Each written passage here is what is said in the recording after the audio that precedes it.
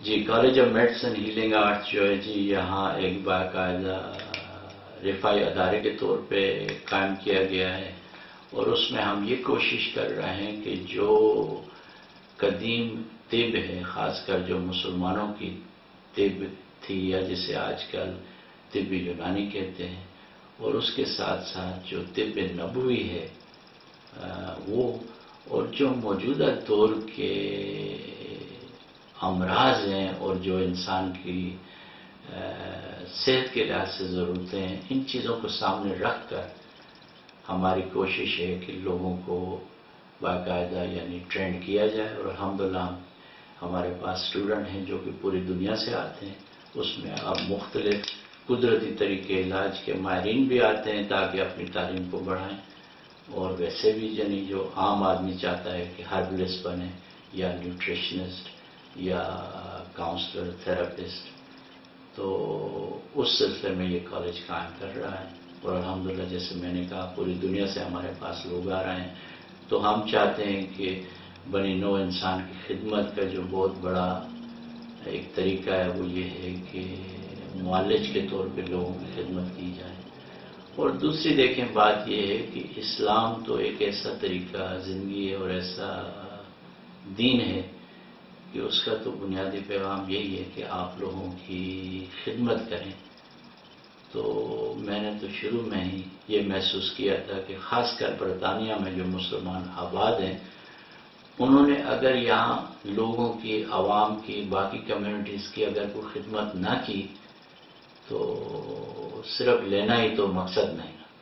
ہمارے لوگ جو اکثر آئے ہیں بیچارے یہاں غریب، پاکستان کے غریب دور دراز علاقے سے آئے ہیں، تعلیم کی کمی ہے، تو اب یہ ہے کہ اگر ہم تعلیم حاصل کر کے یا پروفیشنز میں جا کر لوگوں کی خدمت کریں گے تو اس ذریعے یہ ایک خاموش دعوت ہے ہماری طرف۔ پریکٹس کے علاوہ آپ کے یہاں پر کیا مشاغل ہیں، کس طرح آپ اپنا لیئر ٹائم ہے وہ پاس کرتے ہیں؟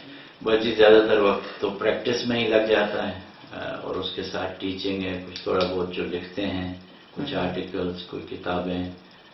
تو اب میں تو زندگی کے ایسے یعنی حصے میں ہوں کہ ظاہر انسان کو آخرت کی تو فکر ہر وقت ہونی چاہیے، مگر جب آدمی 60 سے دوسری طرف نکل جاتا ہے تو اس سے یہ بھی فکر ہوتی ہے کہ کل مجھے اپنے اللہ کے یہاں جانا ہے۔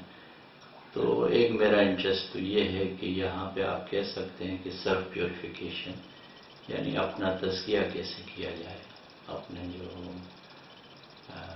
آئندہ زندگی ہے جو برزخ کی اور آخرت کی، تو یہ ہے۔ اور دوسرا اس کے علاوہ آپ کو یہ سن کر خوشی ہوگی کہ میں نے چند سالوں سے یہاں تھوڑی سی زمین کرائے پہ لی ہے اور اس میں سبزیاں اگاتا ہوں، گارڈننگ۔ یعنی یہاں پہ یہ طریقہ ہے کہ برطانیہ میں ہر شہر میں کئی حصے ایسے ہیں جہاں پہ مقامی حکومت جو ہے انہوں نے بہت ساری زمین اس لیے یعنی کرائے پہ دیتے ہیں تاکہ لوگ جو ہیں وہاں پہ مختلف قسم کی سبزیاں یا جڑی بوٹیاں اگائیں۔ ایک تو ان کی اپنی ورزش ہوتی ہے، صحت رہتی ہے، دوسرا زمین سے تعلق رہتا ہے، اور تیسری یہاں تازی غذا ملتی ہے۔ تو جو فارغ وقت ہوتا ہے وہاں پہ لگاتے ہیں، اور دوسرے یہ کہ جو ہمارے اسٹوڈنٹ پڑھنے کے لیے آتے ہیں انہیں بھی اس میں کام کرنے کا موقع ملتا ہے۔ تو یعنی یہ آپ کہیں کہ ہم اپنے گاؤں کی جو بچپن تھا اس کی طرف لوٹ رہے ہیں کہ زمین سے اپنا تعلق بھی جوڑ رہے ہیں۔ کیا آپ کسی کتاب کے بھی مصنف ہیں؟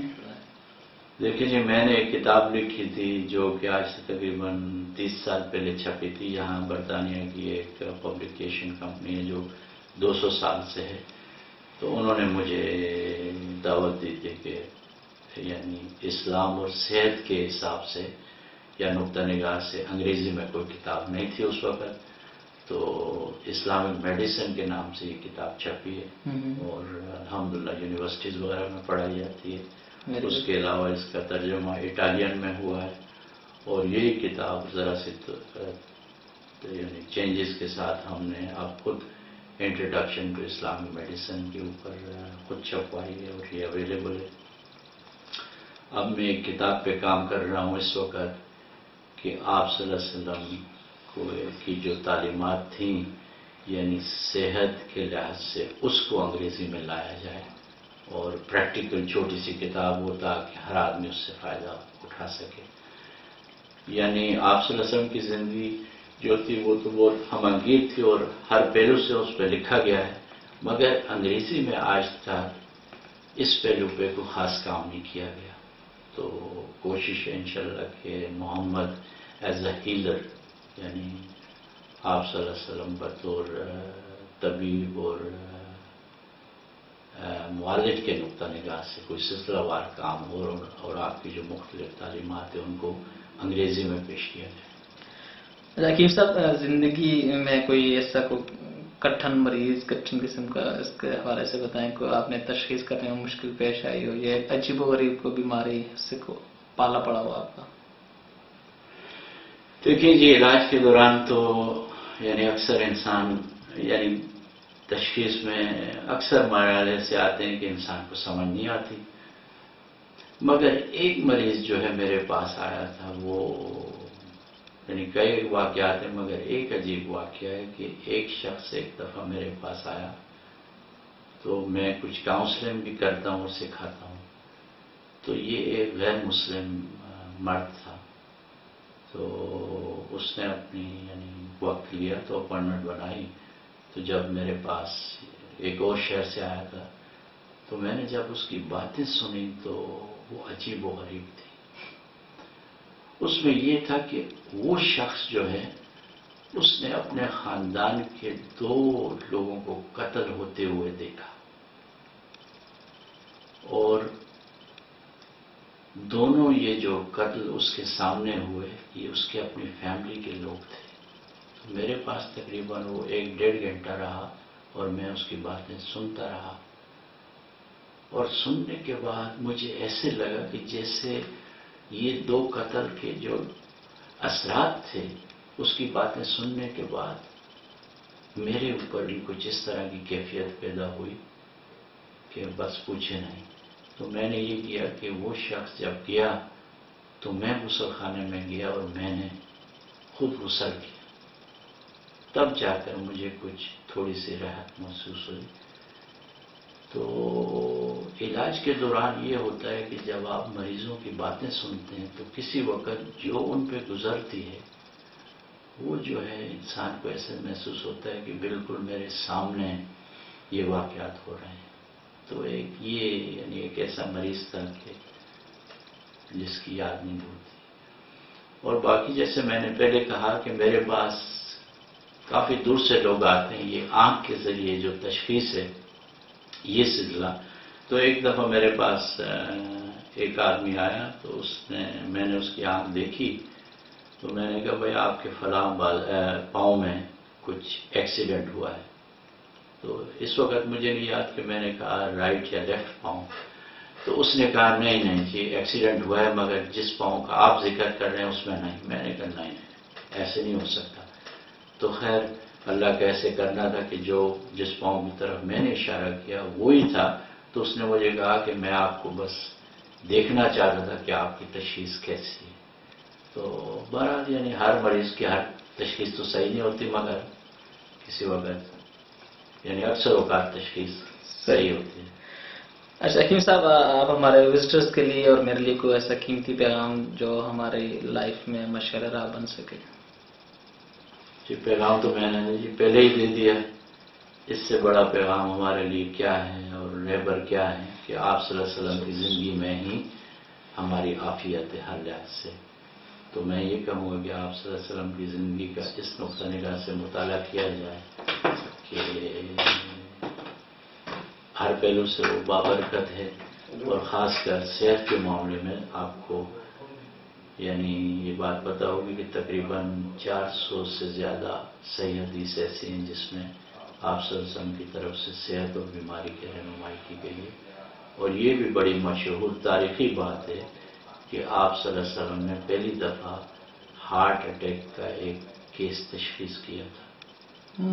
ہاں اور پھر باقاعدہ علاج کیا گیا. تو دیکھیں آج کل ہارٹ ڈیزیز جو ہے یعنی دل کے امراض جو ہیں وہ نمبر 1 کاز ہے ڈیتھ کی، اور مسلمانوں کے پاس ایسی چیزیں ہیں کہ جس میں بنی نوع انسانیت کی بھی فلاح ہے، ان کی اپنی بھی فلاح ہے، مگر مغربیت سے اور دور جدید سے کچھ ایسی مربوبیت ہے مسلمانوں کی، یعنی انفیریورٹی کمپلیکس ہے، کہ وہ اپنے تاریخ اور سرمایہ کی طرف توجہ نہیں کرتے.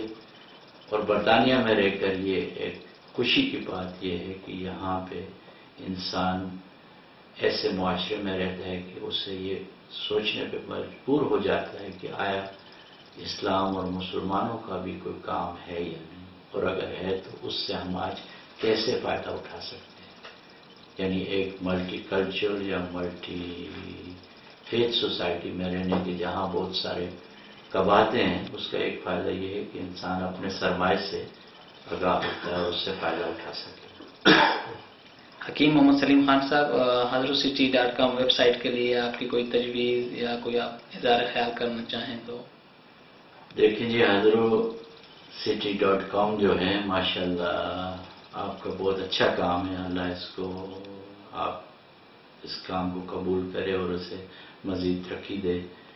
جس طرح آپ خاص کر علاقہ چھچ کے لوگوں کو جدید ٹیکنالوجی کے ذریعے ایک دوسرے سے جوڑ رہے ہیں اور آگاہ کر رہے ہیں، تو میرے خیال سے آپ کا کام تو بہت اچھا ہے.